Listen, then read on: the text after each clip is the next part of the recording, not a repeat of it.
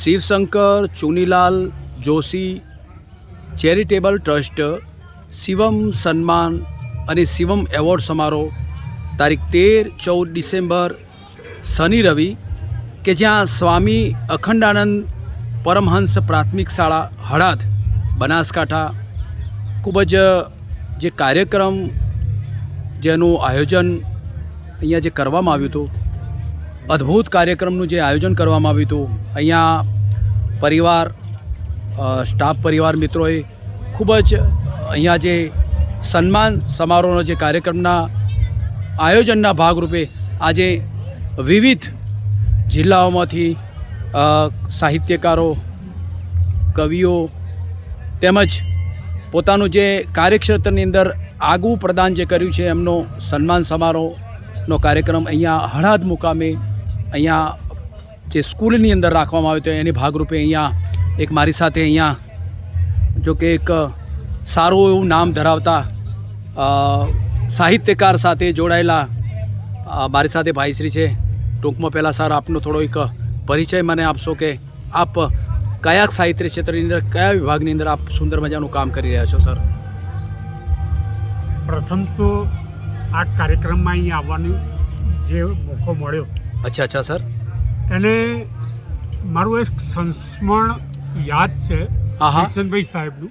Very good. અમે વર્ષો પહેલાં સણાલીમાં મુશાયરો થયેલો, ત્યારે ભગવાનદાસભાઈ પટેલ સાહેબ, મણીલાલ હ પટેલ સાહેબ, બરાબર, પાલનપુરી સાહેબ અને મંગળ રાઠોડ, સ્નેહાતુર, અને એ બધાએ અમે અહીંયા સરસ ત્યાં મુશાયરો થયા, એમાં કવિતાઓ રજૂ કરેલી.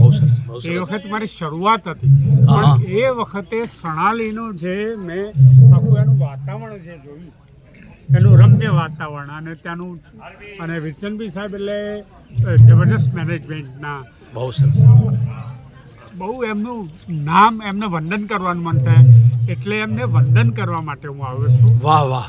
અને શિવશંકરભાઈ જોશી સાહેબની જ્યારે મને વાત કરી કે એમનું પુસ્તક હરિહર પાઠક સાહેબે એમના વિશેનું સરસ લખ્યું છે, ત્યારે મને ખૂબ જ આનંદ થયો. ખૂબ સરસ, ખૂબ સરસ. કે હું ભીખુ કવિ, મારી આ કર્મભૂમિ છે સાબરકાંઠા. અચ્છા. અને ખેડબ્રહ્મા તાલુકો. એટલે આ વિસ્તારની જે ભૂમિ છે એ મારી કર્મભૂમિ રહી છે.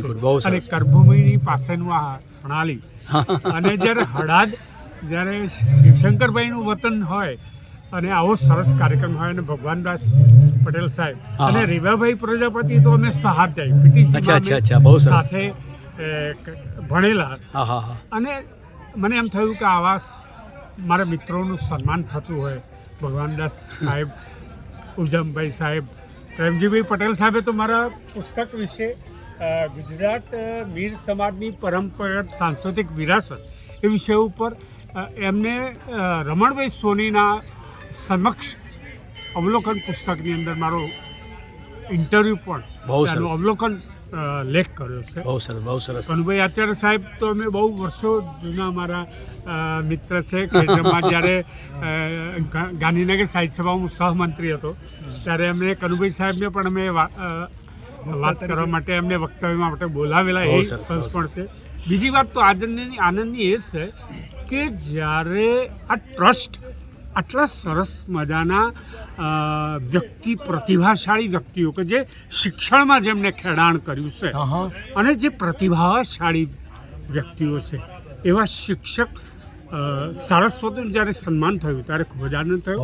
જેમને આરોગ્ય સેવા માટે જેમને પોતાની જાત સમર્પિત કરી દીધી છે એવા આરોગ્યનું સન્માન થતું હોય ત્યારે મારી પણ છાતી ગજગજ ફૂલે છે. એટલા માટે ફૂલે છે કે હું એક ગરીબ પરિવારમાંથી આવ્યો છું. અને એ ગરીબ પરિવારમાંથી જે પંચાલ સાહેબને જે વિદ્યાર્થીઓને ભણાવે છે એ જ્યારે અહીંયા ઉપસ્થિત હતા અને એમની જ્યારે વાણી સાંભળી ત્યારે અદ્ભુત રાજીપો થઈ ગયો સર.